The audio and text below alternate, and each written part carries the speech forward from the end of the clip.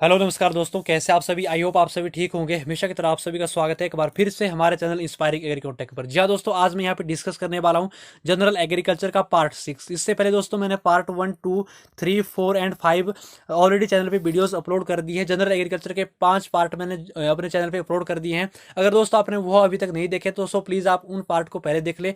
अगर दोस्तों आप IBPS AFO की तैयारी कर रहे हो, RRB SO की कर रहे हो, नाबार्ड की कर रहे हो, UPSC में अगर आपका एग्रीकल्चर ऑप्शनल है, अगर आप ICAR UG एग्जाम की प्रेपरेशन कर रहे हो, ICAR PG एग्जाम की प्रेपरेशन कर रहे हो दोस्तों, अगर आप JRF एग्जाम की कर रहे हो और MSc इंट्रांस एग्जाम की कर रहे हो, अगर दोस्तों आपको एग्रीकल्चर में MSc करनी है तो दोस्तों आपको जो स्टेट यूनिवर्सिटीज़ हैं उनके जो इंट्रांस एग्जाम आपको देने पड़ते हैं, अगर आप उसकी प्रेपरेशन कर रहे हो तो दोस्तों अगर मैं बताऊं जनरल एग्रीकल्चर से ही वहाँ पे क्वेश्चन पूछे जाते हैं। तो दोस्तों आपके लिए ये वीडियो बहुत ही इंपॉर्टेंट है जनरल एग्रीकल्चर की।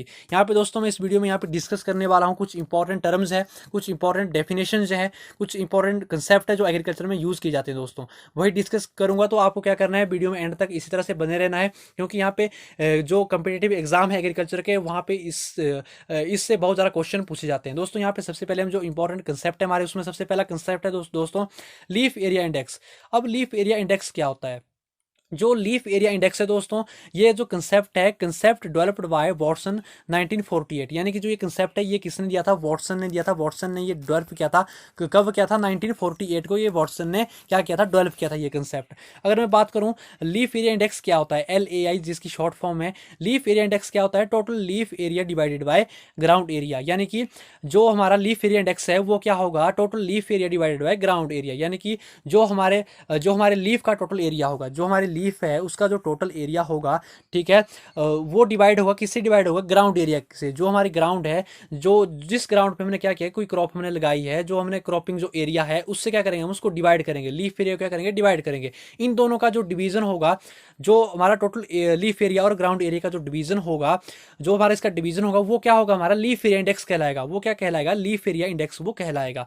यह एक यूनिटलेस डायमेंशन है, क्योंकि जो लीफ एरिया इंडेक्स है ये क्या है, ये आपको ध्यान रखना है यहाँ पे, ये क्या है? यूनिटलेस क्या है? डायमेंशन है। यूनिटलेस क्या है? यूनिटलेस डायमेंशन है। अब यूनिटलेस डायमेंशन कैसे है ये?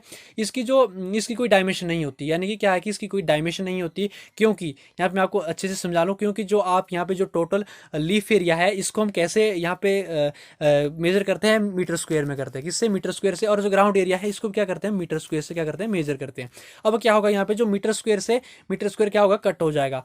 यहाँ पे क्या बचा? कुछ नहीं बचेगा। यानी कि यहाँ पे जो यूनिट है, यहाँ पे कोई भी यूनिट नहीं बचेगी। तो क्या होगा? ये हमारे पास यूनिट लेस होगा। ये क्या है हमारे पास? जो लीफ एरिया इंडेक्स है ये क्या है? यूनिटलेस। क्या है ये? यूनिटलेस क्या है? डायमेंशन है। यूनिटलेस डायमेंशन है, ये आपको याद रखना है। यहाँ पे इंपॉर्टेंट क्वेश्चन इससे ICR में पूछे जाते हैं। आपके जो IBPS AFO है वहाँ से, वहाँ पे यहाँ से क्वेश्चन आते रहते हैं, क्योंकि जो हमारा लीफ एरिया इंडेक्स है ये क्या है? यूनिटलेस क्या है? डायमेंशन है। और दूसरा आपको पता होना चाहिए कि लीफ एरिया इंडेक्स क्या है? Total leaf area divided by ground area. तो देन नेक्स्ट, इसके बाद जो नेक्स्ट हमारा कंसेप्ट है उस पर चलते हैं। नेक्स्ट है दोस्तों यहाँ पे हमारा जो यहाँ पे नेक्स्ट है लैंड इक्विवेलेंट रेशियो। क्या है? Land equivalent ratio. अब जिसकी शॉर्ट फॉर्म है LER। इसका मतलब क्या हुआ? It means the relative land area occupied by a sole crop that is required to produce the yield achieved in intercropping. अब क्या है? अब क्या है? यह एक डिवीजन है। क्या है? यह एक डिवीजन है, यह एक रेशियो है, जिसमें क्या है कि जो लैंड एरिया का एक सोल क्रॉप है, यानी कि जो लैंड एरिया का एक सोल क्रॉप है, एक सिंगल क्रॉप है, यानी कि सोल क्रॉप है, एक सिंगल क्रॉप है, जो एक सिंगल क्रॉप है, क्रॉप है, वो हमने एक फील्ड में लगाई। क्या लगाई? जो सिंगल क्रॉप है वो हमने एक फील्ड में लगाई, उससे जो हमें यील्ड मिलेगी, जो हमने सिंगल क्रॉप लगाई वो हमने एक फील्ड पे लगाई, उससे क्या हमें कोई यील्ड मिली, ठीक है, यील्ड मिलेगी। और जो हमने इंटरक्रॉपिंग में लगाया है, एक क्या करेंगे हम, एक एक फील्ड पे हम क्या करेंगे? सिंगल क्रॉप लगाएंगे। यानी कि एक फील्ड पे हम क्या करेंगे? सिंगल क्रॉप लगाएंगे। एक फील्ड पे क्या करेंगे हम? इंटरक्रॉपिंग करेंगे। क्या करेंगे? इंटरक्रॉपिंग करेंगे। एक पे सिंगल क्रॉप लगाएंगे और दूसरे पे क्या करेंगे? हम इंटरक्रॉपिंग करेंगे। अब क्या है, जो हमने इंटरक्रॉपिंग में लगाया है, इंटरक्रॉपिंग जो मतलब इंटरक्रॉपिंग क्या होता है? जो दो क्रॉप्स लगाई जाती है। यानी कि हम क्या करेंगे? इंटरक्रॉपिंग में क्या होता है? एक या दो क्रॉपें उसमें लगाई जाती है। यानी कि दो क्रॉप इसमें लगाई जाती है। इंटरक्रॉपिंग में दो क्रॉपें लगाई गई। यहाँ पे जो आपको एग्जांपल दिया गया है LER, लैंड इक्विवेलेंट जो रेशियो है, yield of intercrop A+B divide by yield of soul crop. यानी कि जो आपने इंटरक्रॉपिंग की है, इंटरक्रॉपिंग में एक क्रॉप A होगी, दूसरी क्रॉप क्या होगी? B क्रॉप होगी। यानी कि इसमें क्या किया है? दो क्रॉपें लगाई हैं, एक A क्रॉप लगाई है, एक B क्रॉप लगाई है। तो वो डिवाइड किससे होगी? उसका डिवीजन किससे होगा? Yield of soul crop. यानी कि हमने कोई सिंगल क्रॉप लगाई है, जो इसकी यील्ड निकलेगी, जो सिंगल क्रॉप की यील्ड निकलेगी, जो इंटरक्रॉपिंग की यील्ड निकलेगी, उससे डिवाइड करेंगे हम जो सोल क्रॉप की जो हमारी यील्ड निकलेगी, जो सिंगल क्रॉप की हमारी यील्ड निकलेगी, वो क्या आएगा हमारा लैंड इक्विवेलेंट रेशियो आएगा। क्या आएगा वो लैंड इक्विवेलेंट रेशियो आएगा। ध्यान से समझिए यहाँ पे क्या क्या कहा मैंने, जो इंटरक्रॉपिंग हमने लगाई यानी कि दो क्रॉप हमने लगाई ए और बी, उसकी जो यील्ड निकली उसको डिवाइड करेंगे हम यील्ड ऑफ सोल क्रॉप, यानी कि जो हमने सिंगल क्रॉप लगाई थी किसी अदर लैंड पे, उसकी जो यील्ड निकली उससे क्या करेंगे डिवाइड करेंगे, किसको करेंगे डिवाइड, यील्ड ऑफ इंटरक्रॉप को। वो क्या आ जाएगा हमारा लैंड इक्विवेलेंट रेशियो आ जाएगा। क्या आ जाएगा लैंड इक्विवेलेंट रेशियो आ जाएगा। ठीक है। अब यहाँ पे हम जो हमारा लैंड इक्विवेलेंट रेशियो है, जब लैंड इक्विवेलेंट रेशियो एक से ज़्यादा होगा, यानी कि अगर हमारा लैंड इक्विवेलेंट रेशियो एक से ज़्यादा निकलेगी, एक से ज़्यादा निकलेगी, तो क्या होगा, जो इंटरक्रॉपिंग हमारी क्या होगी, वो बेनिफिशियल मानी जाएगी। क्या मानी जाएगी, बेनिफिशियल मानी जाएगी। क्या मानी जाएगी, ये आपको ध्यान रखना है। अगर जो हमारा लैंड इक्विवेलेंट रेशियो एक से ज़्यादा निकल रही है, तो क्या है कि जो हमारी इंटरक्रॉपिंग है वो क्या होगी, हमारी बेनिफिशियल मानी जाएगी। क्या मानी जाएगी, बेनिफिशियल मानी जाएगी। ठीक है, ये आपको यहाँ पे ध्यान रखना है, ये यहाँ पे इंपॉर्टेंट पॉइंट है। इसके बाद दोस्तों हम यहाँ पे डिस्कस करेंगे, यहाँ पे मैंने आपको बता दिया जो ए है ये क्या है, सोल क्रॉप यानी कि सिंगल क्रॉप है, बी क्या है, इंटर क्रॉप यानी कि दो क्रॉप इसमें लगाई गई है। ठीक है, ये आपको यहाँ पे ध्यान से समझना है। इसके बाद यहाँ पे कुछ यहाँ पे नेक्स्ट हमारा कंसेप्ट है दोस्तों, यहाँ पे कंसेप्ट है हमारा नेक्स्ट, क्रॉपिंग इंटेंसिटी। अब क्या है क्रॉपिंग इंटेंसिटी, अब क्रॉपिंग इंटेंसिटी क्या होता है, अब क्रॉपिंग इंटेंसिटी क्या है, total cropping area divided by net cultivated area into 100। अब क्या है, एक साल में क्या है, एक साल में एक जो फील्ड है, यानी कि एक साल में एक जो फील्ड है उसमें कितने नंबर ऑफ क्रॉप्स लोग ग्रो कर रहे हैं। एक साल में एक जो फील्ड है, ठीक है, एक जो फील्ड है उसमें कितने नंबर ऑफ क्रॉप्स लोग ग्रो कर रहे हैं, यानी कि एक फील्ड है हमारे पास, इसमें क्या कर रहे हैं, नंबर ऑफ क्रॉप्स, यानी कि दो क्रॉप्स लगा रहे हैं या तीन क्रॉप्स लगा रहे हैं, चार लगा रहे हैं, पांच लगा रहे हैं, एक साल में कितनी नंबर ऑफ क्रॉप्स इसमें ग्रो कर रहे हैं। ठीक है, क्रॉपिंग इंटेंसिटी है कि टोटल क्रॉप एरिया हमारे पास कितना है, कि टोटल क्रॉप एरिया हमारे पास कितना है, जो ये है ये हमारे पास क्या है, टोटल फील्ड है। ठीक है, ये क्या है, टोटल क्रॉप एरिया हमारे पास कितना है जिसमें हम क्रॉपिंग करेंगे, और divided by net cultivated area जिस पे एक्चुअली में कल्टीवेट की है, यानी कि इसको डिवाइड करेंगे हम नेट कल्टीवेट एरिया से, कल्टीवेटेड एरिया से, कि एक्चुअली में कितने एरिया में हमने कल्टीवेशन की है, उसको डिवाइड उसको मल्टीप्लाई करेंगे किससे, 100 से। किससे करेंगे, 100 से करेंगे। किससे करेंगे, 100 से। तो जो हमारी इसका जो रिजल्ट आएगा, total cropping area divided by net cultivated area into 100, उसको हम क्या कहेंगे, क्रॉपिंग इंटेंसिटी कहा जाता है। क्या कहा जाता है, क्रॉपिंग इंटेंसिटी कहा जाता है। अगर मैं बात करूं यहाँ पे जो इंपॉर्टेंट पॉइंट है दोस्तों, cropping intensity of India is nearly 135%, यानी कि जो इंडिया की जो क्रॉपिंग इंटेंसिटी है, जो इंडिया की जो क्रॉपिंग इंटेंसिटी है इंडिया की, वो कितनी 135% है, कितनी 135% है। इसके बाद जो नेक्स्ट पॉइंट दोस्तों है वो है क्रॉप रोटेशन। क्या है नेक्स्ट पॉइंट, क्या है हमारे पास, क्रॉप रोटेशन। अब आपको क्या करना है, इसको भी आपको कंसेप्ट यहाँ पे ध्यान से दिमाग में बिठाना है। अब यहाँ पे क्वेश्चन किसी भी फॉर्मेट में आ सकता है, तो आपको ध्यान से यहाँ पे समझना है। अब क्रॉप रोटेशन क्या होता है, अब क्या है, in crop rotation land is fixed but crop is rotated year after year on same land. अब क्या होगा, यहाँ पे आपको समझना है, एक साल के बाद जो है नेक्स्ट क्रॉप जो हम लगाएंगे, कोई नेक्स्ट क्रॉप यानी कि डिफरेंट क्रॉप हम लगाएंगे, वो किस पे लगाएंगे, हम सेम लैंड पे। जो हमारी क्रॉप है, क्रॉप को रोटेट करेंगे हम, यानी कि हम क्रॉप को फिक्स नहीं करेंगे, जो हमारी क्रॉप है हम उसकी रोटेशन करेंगे, यानी कि हम डिफरेंट क्रॉप लगाएंगे। एक साल में हम कितनी डिफरेंट क्रॉप लगा रहे हैं, नेक्स्ट क्रॉप क्या लगा रहे हैं, और जो हमारी लैंड है वो क्या होगी, हमारी फिक्स होगी। ठीक है, लैंड हमारे पास क्या होगी, सेम रहेगी। उसके बाद एक साल मान लो क्या क्या हमने एग्जाम्पल देता हूँ यहाँ पे, मान लो एक साल हमने क्या किया, राइस लगाया। क्या लगाया हमने, एक साल क्या लगाया हमने, राइस लगाया। ठीक है, दूसरे साल हम क्या करेंगे, राइस नहीं लगाएंगे, क्या करेंगे, जो हमारे पास फील्ड है सेम फील्ड होगी। ठीक है, इसमें क्या किया हमने, मान लीजिए ये हमारे पास फील्ड है। ठीक है, इसमें मैंने एक साल में क्या लगाया, राइस लगाया, यानी कि इसमें मैंने चावल की खेती की एक साल। फिर क्या करेंगे हम, दूसरे साल यहाँ पे चावल नहीं लगाएंगे, राइस नहीं लगाएंगे, इस लैंड पे हम क्या करेंगे, राइस हम यहाँ पे नहीं लगाएंगे। ठीक है, राइस हम यहाँ पे नहीं लगाएंगे, कुछ और लगाएंगे, यानी कि हमने क्या किया, यहाँ पे राइस की जगह पे कहीं कुछ और लगा लिया। यहाँ पे क्या किया हमने, या हमने यहाँ पे मेज लगा ली, यानी कि हमने यहाँ पे मक्की लगा ली, मेज लगा ली। ये हमने क्या किया कि डिफरेंट क्रॉप लगाई, हमने एक फील्ड पे क्या लगाई, हमने डिफरेंट क्रॉप लगाई, यानी कि एक साल हमने राइस लगाया, फिर हमने मेज लगाई, या कोई और क्रॉप यहाँ पे लगा दी। तो हमने क्या किया कि क्रॉप को क्या किया, रोटेट किया, यानी कि हम क्या कर रहे हैं, क्रॉप को रोटेट कर रहे हैं। तो उसको क्या बोलेंगे, क्रॉप रोटेशन। क्या बोलेंगे, क्रॉप रोटेशन। यहाँ पे आपको ध्यान रखना है, यहाँ पे क्या होगी, लैंड फिक्स होगी, लैंड एक ही होगी, लेकिन यहाँ पे जो क्रॉप होगी वो डिफरेंट होगी। नेक्स्ट क्रॉप क्या होगी, हम डिफरेंट लगाएंगे। ठीक है, वो क्या आएगा, क्रॉप रोटेशन आएगा। ठीक है, अब यहाँ पे जो मेन जो पॉइंट है दोस्तों, यहाँ पे जो मेन पॉइंट है इसका वो है यहाँ पे कि जो मतलब जो यहाँ पे जो क्रॉप रोटेशन अगर हम करते हैं कि हमारी जो लैंड की फर्टिलिटी है वो क्या है, लैंड की फर्टिलिटी क्या होती है, वो हमारी इंप्रूव होती है। क्या होती है, it maintains and improve soil fertility, यानी कि जो सॉइल की फर्टिलिटी है वो इंप्रूव होती है। और क्या होता है, मतलब जो it checks the soil erosion and conserve moisture, इसमें क्या मॉइस्चर भी बना रहता है। और सॉइल क्या होती है, सॉइल में क्या होता है, जो सॉइल इरोजन है वो भी चेक होता रहता है। ठीक है, अब क्या जो मेन पॉइंट यहाँ पे है, जो यहाँ पे क्या है कि जो हमारी सॉइल है, ठीक है, उसकी जो फर्टिलिटी है वो रिड्यूस हो जाती है। क्या होता है कि अगर हम क्या करेंगे, अगर हम मतलब एक ही लैंड पे क्या करेंगे, एक ही क्रॉप लगाते रहेंगे, जो उसकी सॉइल की फर्टिलिटी है वो क्या होगी, हमारी रिड्यूस होती जाएगी। क्या होगी, रिड्यूस होगी। उससे क्या होगा, जो हमारी सॉइल की फर्टिलिटी है अगर रिड्यूस होगी तो हमें क्या होगा, प्रोडक्टिविटी क्या होगी, कम मिलेगी। तो हम क्या करेंगे, वहाँ पे क्या करेंगे, हम क्रॉप रोटेशन करेंगे ताकि जो हमारी सॉइल की फर्टिलिटी है वो भी मेंटेन रहे।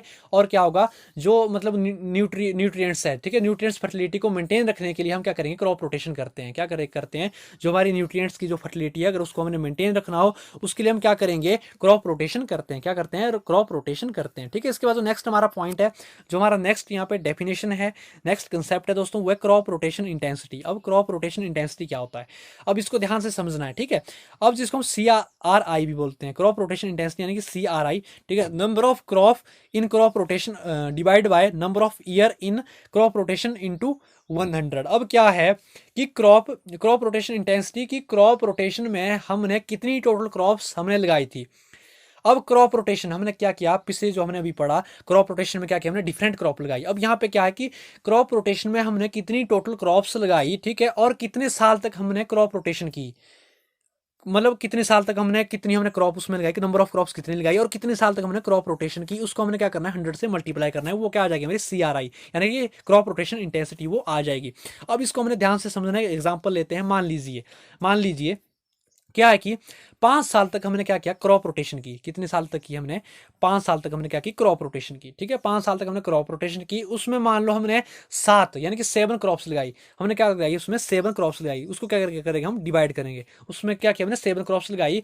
ठीक है, उसको हम क्या करेंगे, इंटू 100 से क्या करेंगे, मल्टीप्लाई करेंगे। ठीक है, जो हमारी यहाँ पे जो हमारी CRI जो हमारे यहाँ पे रिजल्ट आएगा इसका, ठीक है, इसको कैलकुलेट करके जो हमारा रिजल्ट आएगा यहाँ पे, वो क्या होगा, हमारा क्रॉप रोटेशन इंटेंसिटी कहलाएगा। क्या कहलाएगा, क्रॉप रोटेशन इंटेंसिटी वो कहलाएगा। ठीक है, आपको यहाँ पे आई होप समझ आ गया होगा कि मैं क्या कह रहा हूँ। ठीक है, देन नेक्स्ट इसके बाद जो हम बात करेंगे दोस्तों, यहाँ पे जो हम नेक्स्ट बात करेंगे, नेक्स्ट जो हमारा कंसेप्ट है दोस्तों, वो है क्रॉपिंग सिस्टम। अब क्या है क्रॉपिंग सिस्टम, अब क्रॉपिंग सिस्टम क्या होता है, it refers to the cropping pattern used on a farm and their interaction with farm resources, associated farm enterprises and the available component technology. अब यहाँ पे जो क्रॉपिंग सिस्टम है इसको ध्यान से समझना है। क्रॉपिंग सिस्टम क्या है, हम इसमें क्या करेंगे, हम इसमें क्रॉपिंग पैटर्न को यूज करना। ठीक है, क्या करेंगे, क्रॉपिंग सिस्टम में क्या करेंगे, हम क्रॉपिंग पैटर्न को हम क्या करेंगे, यूज करेंगे। ठीक है, यूज करेंगे। ठीक है, क्या करेंगे, यूज करेंगे। और क्या करेंगे, उनकी अट्रैक्शन फार्म रिसोर्सेज से करेंगे। किससे करेंगे, इंट्रैक्शन किससे करेंगे, जो हमारे फार्म रिसोर्सेज हैं उनसे करेंगे। ठीक है, और किससे करेंगे, जो हमारे फार्म इंटरप्राइजेज है, ठीक है, उनसे करेंगे। ठीक है, फार्म इंटरप्राइजेज से करेंगे। और हमारे पास जो टेक्नोलॉजीज हैं, हमारे पास क्या है, जो टेक्नोलॉजी हमारे पास है, ठीक है, जो हमारे पास जो टेक्नोलॉजीज हैं उसके साथ इसका इंटरेक्शन होगा। क्या होगा, टेक्नोलॉजी के साथ इसका क्या होगा, इंटरेक्शन होगा। क्या होगा, इसका इंटरेक्शन होगा। क्रॉपिंग पैटर्न का उस मतलब जो क्रॉपिंग पैटर्न है उसका इंटरेक्शन क्या होगा, हमारी टेक्नोलॉजी के साथ होगा। ठीक है, हमारे पास जो टेक्नोलॉजी थी उसके साथ क्या होगा, क्रॉपिंग जो हमारा पैटर्न है उसका इंटरेक्शन होगा। उसे क्या कहेंगे, हम क्रॉपिंग सिस्टम कहेंगे। क्या कहेंगे, क्रॉपिंग सिस्टम उसे कहा जाता है। क्या कहा जाता है, क्रॉपिंग सिस्टम उसे कहा जाता है। देन नेक्स्ट हम बात करते हैं हार्वेस्टिंग इंडेक्स। क्या है हमारा हार्वेस्टिंग इंडेक्स। अब हार्वेस्टिंग इंडेक्स क्या होता है, द एफिशिएंट यूटिलाइजेशन और assimilation of CO2 in the form of photosynthesis is expressed in terms of harvest index. ठीक है, जिसको हम HI भी बोलते हैं, is also called coefficient of effectiveness. अब क्या है, जो हमारा हार्वेस्टिंग इंडेक्स है वो क्या होता है, इकोनॉमिक यील्ड जो हमें ग्रेन्स में मिलेगी डिवाइडेड बाय बायोलॉजिकल यील्ड जिसमें हमें ग्रेन भी मिलेंगे और स्ट्रॉ भी मिलेंगे इनटू 100। क्या करेंगे, 100 से इसको मल्टीप्लाई करेंगे। अब इसको ध्यान से यहाँ पे समझना है कि यहाँ पे क्या क्या कहा गया है। अब यहाँ पे क्या है, जो हमारा हार्वेस्टिंग इंडेक्स है, अब इसमें क्या होगा, जो कार्बन डाइऑक्साइड का एसिमिलेशन, जो कार्बन डाइऑक्साइड का यूटिलाइजेशन और कार्बन डाइऑक्साइड का एसिमिलेशन करते हैं। ठीक है, जो कार्बन डाइऑक्साइड का क्या कर रहे हैं, जो कार्बन डाइऑक्साइड का यूटिलाइजेशन कर रहे हैं, एसिमिलेशन कर रहे हैं, ठीक करते हैं प्लांट्स प्लांट्स जो कार्बन डाइऑक्साइड का एसाइमिलेशन करते हैं, यूटिलाइजेशन करते हैं, किसके लिए करते हैं? फोटोसिंथेसिस के लिए। किसके लिए करते हैं एसाइमिलेशन और यूटिलाइजेशन? किसके लिए करते हैं प्लांट्स CO2 का? वो करते हैं फोटोसिंथेसिस के लिए, ठीक है। उसे एक्सप्रेस किया जाता है एज एन हार्वेस्टिंग इंडेक्स। उसे किससे एक्सप्रेस किया जाता है? एज एन हार्वेस्टिंग इंडेक्स, ठीक है। यहाँ पे मैंने क्या कहा, जो प्लांट है वो फोटोसिंथेसिस के लिए एसाइमिलेशन करेंगे CO2 का और यूटिलाइजेशन करेंगे CO2 का, ठीक है। यूटिलाइजेशन करेंगे और असेंबलेशन करेंगे CO2 का, और जो वो असेंबलेशन करेंगे फोटोसिंथेसिस के लिए जो प्लांट्स करेंगे, उसे जो एक्सप्रेस किया जाता है एज एन हार्वेस्टिंग इंडेक्स, इसको एक्सप्रेस किया जाता है। और इसे कोफिशिएंट ऑफ इफेक्टिवनेस भी कहा जाता है। क्या कहा जाता है? कोफिशिएंट ऑफ इफेक्टिवनेस भी इसको कहा जाता है, ठीक है। इसके बाद हम नेक्स्ट इसकी बात करेंगे, जो हमारा हार्वेस्टिंग इंडेक्स है, ये क्या होता, इंडेक्स क्या होता है? इकोनॉमिक यील्ड जो ग्रेन में मिलती है divided bye biological yield, grain plus straw into 100। अब क्या है हार्वेस्टिंग इंडेक्स का? एक हमारे पास फॉर्मूला है। ये क्या है? एक फॉर्मूला है। क्या फॉर्मूला है? इकोनॉमिक यील्ड, जैसे कि ग्रेन हो गया, ठीक है, जैसे कि ग्रेन हो गया, divided by biological yield into 100, यानी कि जो बायोलॉजिकल यील्ड है, बायोलॉजिकल यील्ड को हो जो हमने हार्वेस्ट किया, ठीक है, जो हमने हार्वेस्ट किया, मान लो आपने व्हीट को हार्वेस्ट किया। क्या किया आपने? व्हीट को हार्वेस्ट, एग्जांपल लेते हैं, आपने क्या किया? व्हीट को क्या किया? हार्वेस्ट किया, नहीं, गेहूं को आपने हार्वेस्ट किया, ठीक है। व्हीट को हार्वेस्ट करने के बाद आपको क्या मिलेगा? क्या मिलेगा? जैसे आप हार्वेस्ट करो, क्या मिलेगा? एक तो ग्रेन मिलेंगे, ठीक है। क्या मिलेगा? एक मिलेगा ग्रेन आपको, यानी कि आपको अनाज मिलेगा, दाने मिलेंगे, एक ग्रेन मिलेगा, ठीक है। और स्ट्रॉ मिलेगी, दूसरा क्या मिलेगा? स्ट्रॉ मिलेगा, ठीक है। क्या मिलेगा? स्ट्रॉ मिलेगा। स्ट्रॉ क्या मिलेगा? क्या मिलेगा आपको? स्ट्रॉ मिलेगा, उसका एक ग्रेन मिलेगा, दूसरा क्या मिलेगा? स्ट्रॉ मिलेगा।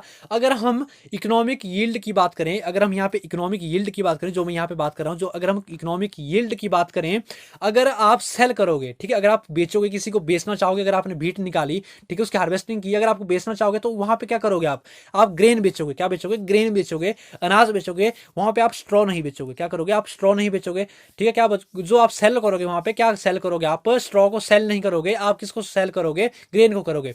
इकोनॉमिक यील्ड जो हमें पैसा देगी, क्या कि इकोनॉमिक यील्ड किसे बोलते हैं? जो हमें पैसा देती है, हम क्या कर रहे हैं? सेल कर रहे हैं। क्या कर रहे हैं? ग्रेन को सेल कर रहे हैं, वो हमें क्या दे रही है? पैसा दे रही है, ठीक है। और बायोलॉजिकल यील्ड वो है हमारी, जो हमने हार्वेस्ट की, वो क्या है? हमारी बायोलॉजिकल यील्ड, यानी कि जैसे हमने हार्वेस्ट की, हमें हार्वेस्ट करके क्या मिला? ग्रेन मिले, दूसरे क्या मिले? स्ट्रॉ मिले, वो क्या होगी? हमारी बायोलॉजिकल यील्ड होगी, ठीक है। क्या होगी? बायोलॉजिकल यील्ड होगी, ठीक है। तो जो हमें इकोनॉमिक यील्ड मिली ग्रेन की, और डिवाइड करेंगे हम बायोलॉजिकल यील्ड से, जो हमें टोटल यील्ड मिली ग्रेन प्लस स्ट्रॉ मिले, उसको हम किससे मल्टीप्लाई करेंगे? 100 से। वो क्या आ जाएगा? हमारा हार्वेस्टिंग इंडेक्स आ जाता है। क्या आ जाता है हमारा? वो हार्वेस्टिंग इंडेक्स आ जाता है। यहाँ पे आपने फॉर्मूला इसका ध्यान पे रखना है, क्योंकि यहाँ पे फॉर्मूला पूछा जाता है एग्जाम पे, ठीक है। इसके बाद नेक्स्ट हम बात करेंगे यहाँ पे जो बायोलॉजिकल यील्ड इंटू के इक्वल टू इकोनॉमिक यील्ड। यहाँ पे क्या कहा गया है कि के जो है, ठीक है, जो हमारा के है, के जो है, ये क्या है? हमारा हार्वेस्टिंग इंडेक्स है। क्या है? हार्वेस्टिंग इंडेक्स है। यहाँ पर इसे कोफिशिएंट ऑफ इफेक्टिवनेस भी कहा जाता है। क्या कहा जाता है? कोफिशिएंट ऑफ इफेक्टिवनेस भी इसको कहा जाता है, ठीक है। के क्या है यहाँ पे? क्या है हमारा? के हार्वेस्टिंग इंडेक्स है, ठीक है। इसको हम कोफिशिएंट ऑफ इफेक्टिवनेस भी कहते हैं। देन नेक्स्ट जो हमारा पॉइंट यहाँ पे है दोस्तों, वो है कोफिशिएंट ऑफ इफेक्टिवनेस। अब कोफिशिएंट ऑफ इफेक्टिवनेस क्या है?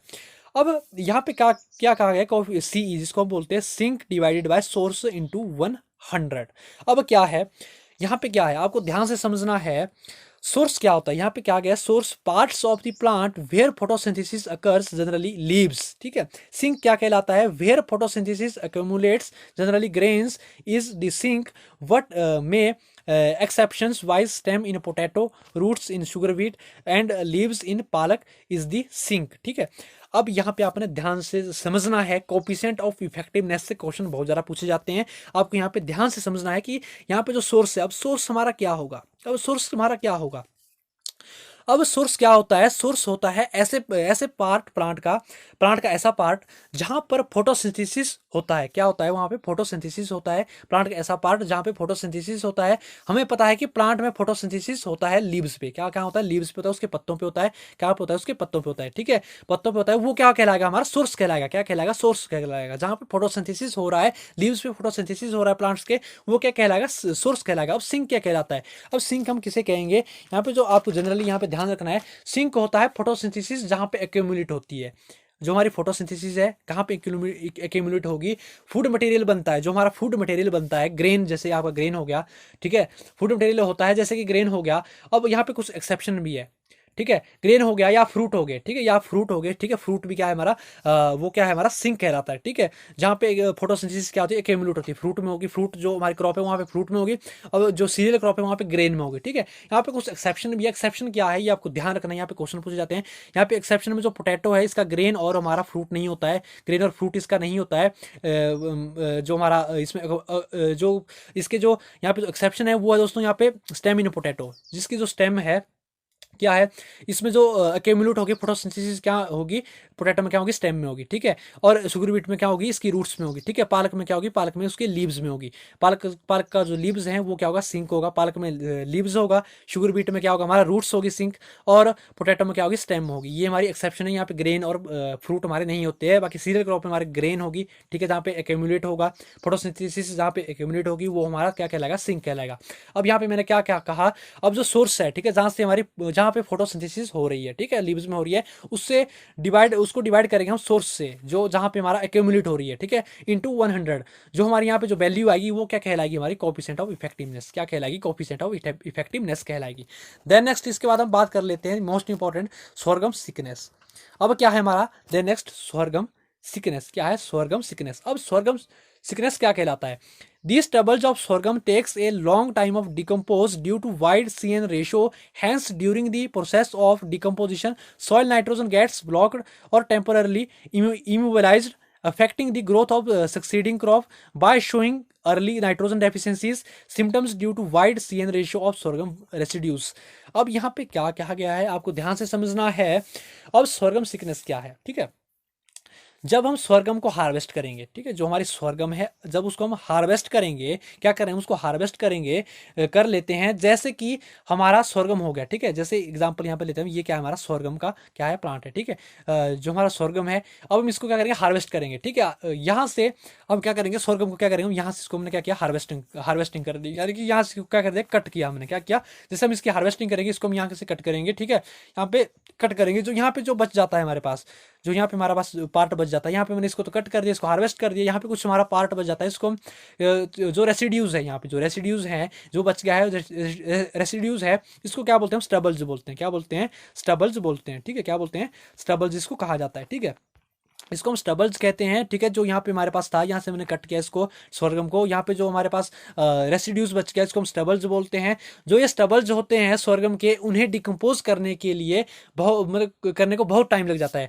जैसे अगर इनको डिकम्पोज होना हो, ठीक है, इसके लिए क्या लगेगा, लॉन्ग टाइम लग जाएगा, लॉन्ग पीरियड लग जाएगा, डिकम्पोज होने के लिए बहुत ज़्यादा टाइम लग जाता है, क्योंकि यहाँ पे जो कार्बन नाइट्रोजन का जो रेशो होता है, जो सी एन रेशो यहाँ पे होता है, जो यहाँ पे कार्बन डाइऑक्साइड का कार्बन नाइट्रोजन का जो रेशो होता है वह बहुत ज़्यादा वाइड होता है, कितना क्या होता है, वो बहुत ज़्यादा वाइड होता है, ठीक है, वो क्या होता है, बहुत ज़्यादा वाइड होता है। तो क्या होता है कि जो डिकम्पोजिशन की वजह से, जब डिकम्पोजिशन की वजह से क्या होता है कि जो हमारा जो सी एन रेशियो है, ठीक है, वो क्या हो जाता है, वाइड हो जाता है, ठीक है, डिकम्पोजिशन की वजह से क्या हो जाता है, सी एन रेशियो क्या हो जाता है, वाइड हो जाता है।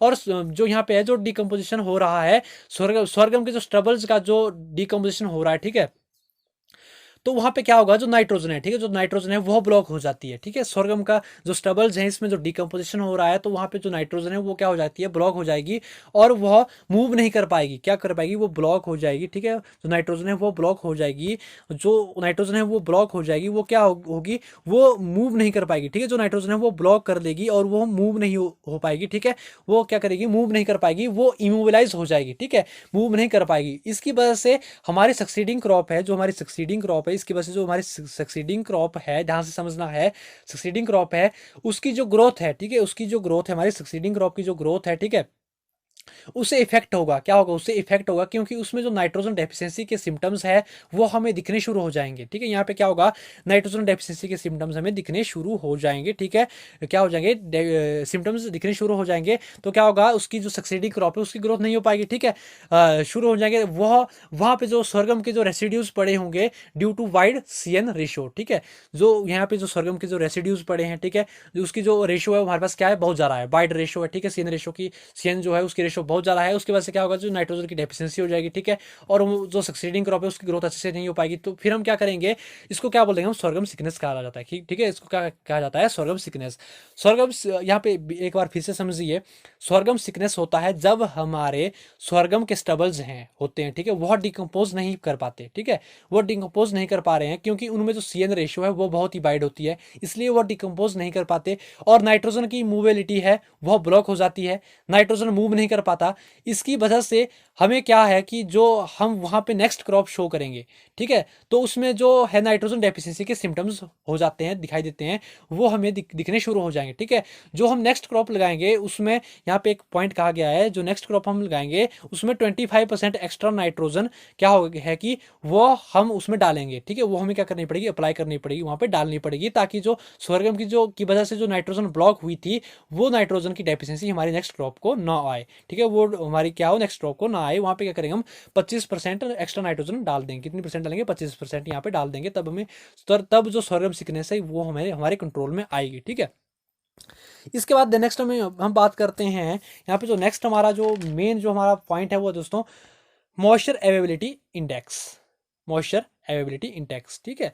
अब मॉइस्चर अवेलेबिलिटी इंडेक्स क्या होता है, it is the ratio between rainfall weekly divided by monthly at 50% probability level to potential evapotranspiration of corresponding period, ठीक है।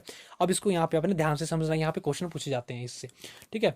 अब जो मॉइस्चर एबिलिटी इंडेक्स है जिसको हम MAI भी बोलते हैं, शॉर्ट फॉर्म इज MAI, ठीक है।